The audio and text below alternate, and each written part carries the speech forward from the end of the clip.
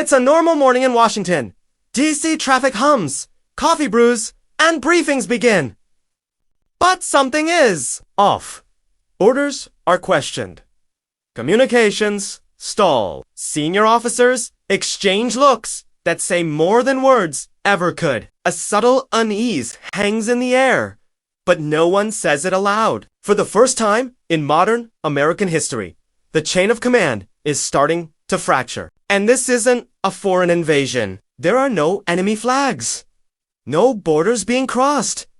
The threat is internal. But let's be clear, this isn't a sudden mutiny. It's a slow, coordinated split inside the military itself. Some commanders believe the government has crossed a line. Others remain loyal. The armed forces don't rise as one.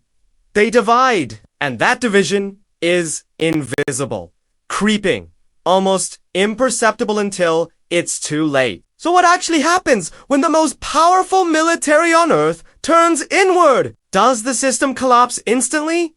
Or does it barely hold together? Could the country survive the uncertainty? Or would panic spread faster than any weapon? On paper, the US military is unmatched. It has millions of active and reserve personnel, global bases, and the most advanced aircraft, ships, tanks, and cyber units. It even has space assets. But there's one thing it was never designed to fight: itself. Every branch is trained to strike the enemy with precision. Every unit practices coordination, discipline, and strategy. But there's no training for what happens when the enemy is your own country. The rules change. The stakes are suddenly personal. Loyalty becomes a question, not a given. The entire US military is built on one simple rule: civilian control. Break that chain, and everything shakes. At first, the conflict is invisible. Cyber units notice conflicting commands. Intelligence agencies see requests that don't align with official policy. Some bases lock down. Others refuse to act without clarification. Flights are delayed. Naval movements pause. Confusion spreads faster than bullets ever could. The president addresses the nation, calling for calm and unity. Some commanders respond immediately, reaffirming their allegiance. Others stay silent. And that silence is terrifying. The absence of action can speak louder than any order. Every decision, every movement is now a test of loyalty. One wrong move could trigger chaos. And no one really knows who will follow and who will hesitate. If violence does start, it doesn't begin with tanks on the streets of a major city. It begins with control.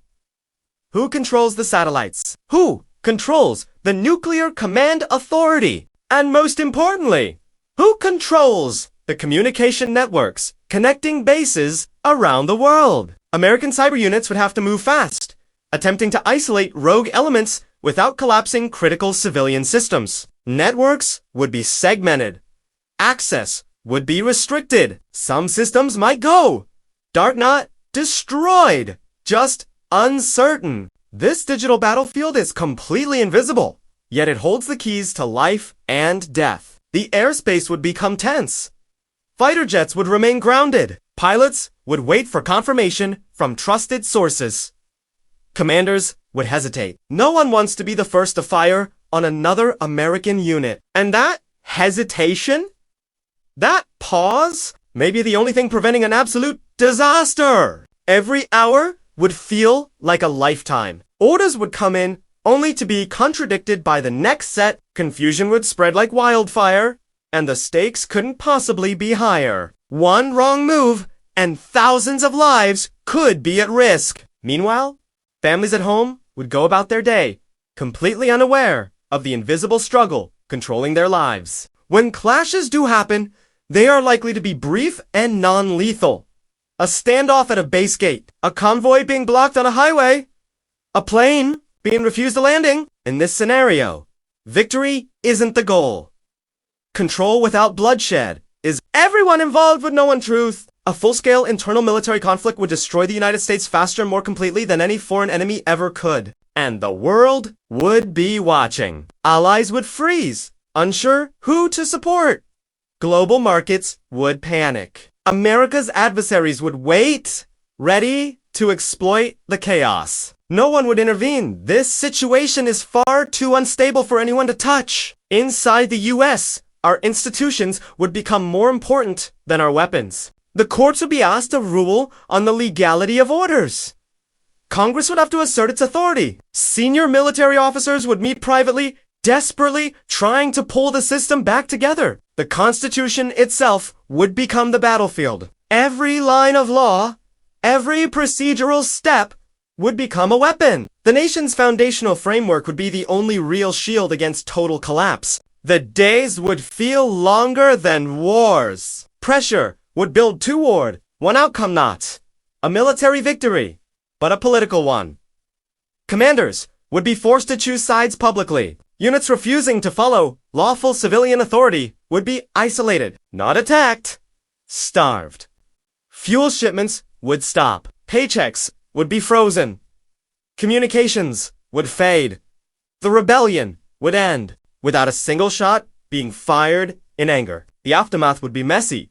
Resignations, arrests, court hearings, sweeping reforms. The military would survive it. It would be forever changed.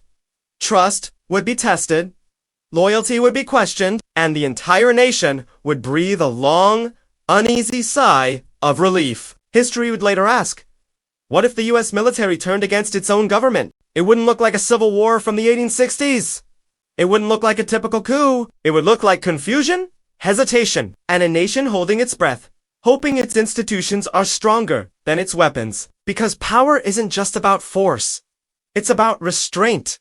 It's the ability to stop before everything burns. And perhaps that is the most dangerous and most hopeful lesson of all. So, what do you think would really happen? If you love exploring impossible scenarios like this, make sure to subscribe for more. And tell me in the comments what we should explore next. Thanks for watching!